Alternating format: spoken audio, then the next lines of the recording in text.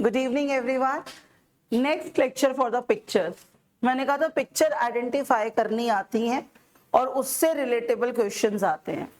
तो इसमें अगर हम पिक्चर में देखते हैं तो एक कल्टीवेटर है, बेचारा उदास पे बैठा हुआ है। तो एक कल्टीवेटर है, जमींदार है और ब्रिटिशर्स हैं। तो यहाँ पे जो ब्रिटिशर्स और कल्टीवेटर का जो मीडिएटर है, जो ब्रिज बना रहा है, वो कौन है भाई? जमींदार है। अब कॉमर्स वालों को भी इंडियन इकोनॉमी पढ़नी है तो मैं हिस्ट्री के में पूरी बातें नहीं कर सकती, लेकिन हिस्ट्री कहती है जमींदार क्या करते थे? लगान वसूल करते थे। किससे? कल्टीवेटर से, फार्मर से। कि कल्टीवेट करेंगे, फार्मर से क्या करते थे? लगान वसूल करते थे। अब आप कॉमर्स वाले हिस्ट्री नहीं पढ़ लो, थोड़ा सा एलोबरेटिव पढ़ लो ताकि याद हो जाए। उसके अलावा क्या किया जमींदारों ने? अब जमींदार इनसे कलेक्ट करेंगे और कलेक्ट करके किसको देंगे? ब्रिटिशर्स को देंगे। लेकिन जब खेती होगी, हमें पता है हम मॉनसूनल हैं, जब खेती होगी तो लगान देंगे, नहीं होगी तो नहीं देंगे। तो कोई फिक्स्ड रेवेन्यू नहीं था किसका? जमींदारों का। तो इन्होंने क्या करा? फिक्स्ड रेवेन्यू कर दिया कि हम फिक्स्ड लेंगे, फिक्स्ड लगान लेंगे। क्यों? आप खेती करो मत करो, आपकी क्रॉप खराब हो जाए, सड़ जाए, डज नॉट मीन इनको फिक्स्ड पैसा चाहिए। ठीक। अब जब इनके पास फिक्स्ड देना है, जिस दिन खेती नहीं होगी तब भी पैसा देना है, तो क्या हो जाएंगे? कल्टीवेटर्स और गरीब हो जाएंगे, और गरीब हो जाएंगे। तो जमींदारी सिस्टम कुछ ऐसा था। तो यहाँ पे क्या कह रहा है? Identify the system highlighted in the given picture which was also the most important reason stagnation of the agriculture sector। अभी हम लोगों ने जब एमसीक्यू किया था, बहुत सारे रीजंस हैं, पता है, शॉर्ट क्वेश्चन के आंसर्स जो हम लोगों ने फॉर्मेट में लिखे हैं, बहुत सारे रीजंस हैं, लेकिन मेन कॉज क्या था? Land settlement system. ठीक है। Under the zamindari system obviously कौन लगान वसूल करेगा? जमींदार करेंगे। पे कौन करेगा? कल्टीवेटर। लगान is the rent. The zamindars took considerable step for the betterment of the farmers defended to refute। आप क्या? जमींदार अच्छा स्टेप उठा रहे थे फार्मर्स को डिफेंड करने के लिए या रिफ्यूट करने के लिए। तो आपका आंसर क्या होना चाहिए? रिफ्यूट करने के लिए। तो क्या फार्मर्स कल्टीवेटर के फेवर में थे? नो वे। वो फिक्स्ड लगान ले रहे थे।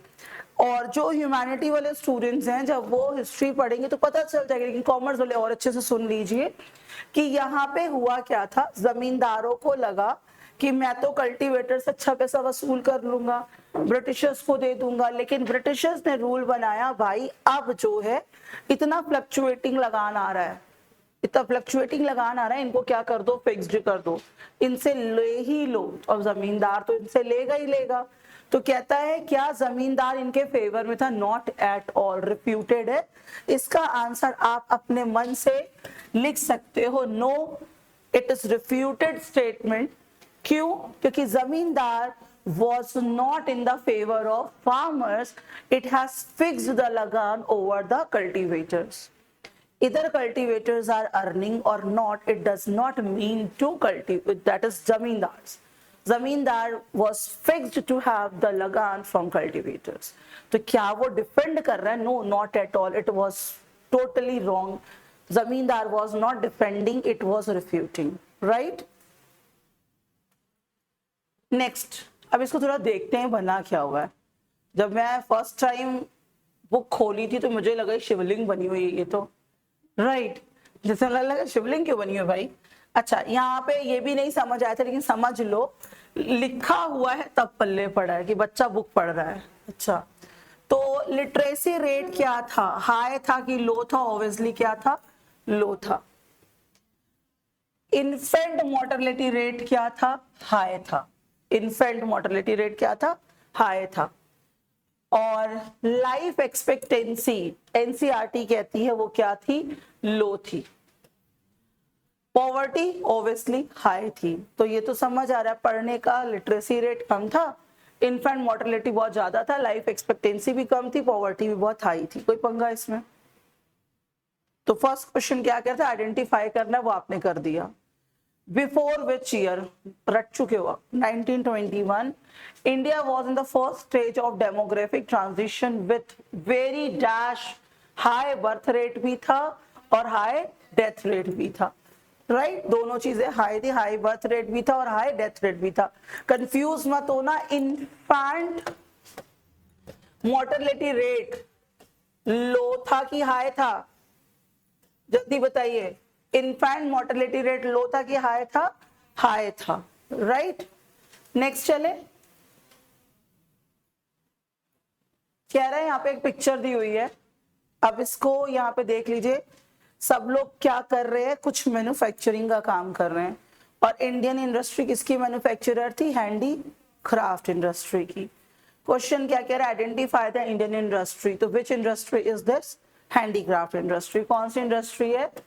हैंडीक्राफ्ट इंडस्ट्री है। What the main reason of decline the industry? Main reason क्या थे इंडस्ट्री के डिक्लाइन होने के? जल्दी जल्दी बताइएगा। Sorry, discriminatory tariff policy. Tariff policy discriminative थी। हम रॉ मटेरियल के क्या हैं? सप्लायर हैं, और एक्सपोर्टर हैं किसके? सॉरी, इंपोर्टर है किसके? Finish goods. तो जो टैरिफ पॉलिसी वो कैसी है? डिस्क्रिमिनेटरी है, बायस्ड है। और क्या रीजन हो सकता है? कितने रीजन देने हैं? What was the main reason? तो main reason discriminatory tariff policy. To adverse effect बताने, क्या असर पड़ा था इंडस्ट्री के ऊपर? अच्छा, जब कोई इंडस्ट्री रनिंग मोड में है, लोग उस पर जुड़े हुए हैं, वो बंद हो जाएगी तो क्या असर पड़ेगा? कॉमन सेंस लगाओ, कोई बहुत बड़ी इंडस्ट्री है, 200 बंदे काम कर रहे हैं, अचानक से वो इंडस्ट्री बंद करा दो तो बंदे क्या हो जाएंगे? Unemployed, unemployment. अच्छा, अनएम्प्लॉयमेंट हो जाएगा और क्या होगा? और क्या असर पड़ेगा? इकोनॉमी क्या हो जाएगी? Sorry, finish goods what? Export of, import of finish goods. Yes, अब सुनो, आप यहाँ पे प्रोडक्शन कर रहे थे, इंडस्ट्री ऑटोमेटिक बंद हो गई। अब क्या करोगे? इंडस्ट्री बंद तो लेकर आओगे सामान, खाओगे तो है ही है ना, तो क्या करोगे? इंपोर्ट करना शुरू कर दोगे। इंपोर्ट ऑफ क्यों? फिनिश गुड्स का। भैया रॉ मटेरियल लाओगे तो बनाओगे कहाँ? इंडस्ट्री बंद है, तो किसका इंपोर्ट करोगे? फिनिश गुड्स का। तो जितना इंपोर्ट होता है उतनी अनफेवरेबल कंडीशन होती है balance of payment macro economics में पढ़ोगे। इंपोर्ट ज्यादा करोगे तो अनफेवरेबल कंडीशन हो जाएगी। तो ये अफेक्ट पड़े कैसे? एडवर्स, कि अनएम्प्लॉयमेंट ऑब्वियसली जब इंडस्ट्री बंद हो गई तो लोग अनएम्प्लॉयड हो गए, कि एम्प्लॉयमेंट खत्म हो गई, और हम फिनिश गुड्स को क्या करने लगे? इंपोर्ट करने लगे। Any problem?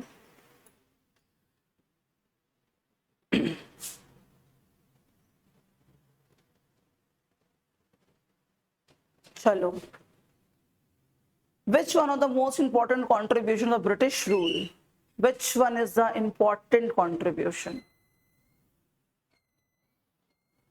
भी कह सकते हैं, रेलवे हुआ तो सब है, नो डाउट, लेकिन सबसे मोस्ट इंपॉर्टेंट कौन है? Railway. How did the infrastructure defined able to break geographical barriers, influence the Indian culture? क्या हुआ था? ज्योग्राफिकल बैरियर्स कैसे आपके हटे थे? रेलवे इंट्रोड्यूस हो करके, इंट्रोडक्शन ऑफ रेलवे हो गई। चलो, क्योंकि आप एक दूसरे से आराम से काम करने लगे। और इंडियन एग्रीकल्चर पे क्या इन्फ्लुएंस हुआ? अच्छा बुरा क्या?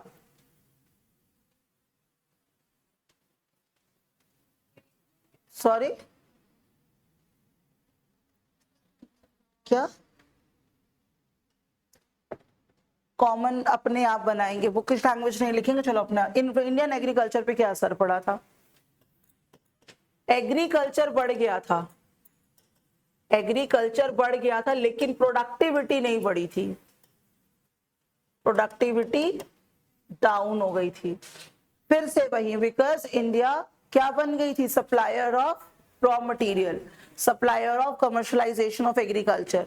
तो यहाँ पे क्या हो? लेकिन importer of the finish goods. तो हम यहाँ लिख सकते हैं कि भैया जो कैश क्रॉप थी वो बढ़ गया था, और जो आपकी फूड क्रॉप थी वो क्या हो गया था? कम हो गया। तो इंडिया बन गई थी क्या? Supplier of commercial crop. ये क्या है? सेक्टर कौन सा है? Identify the sector.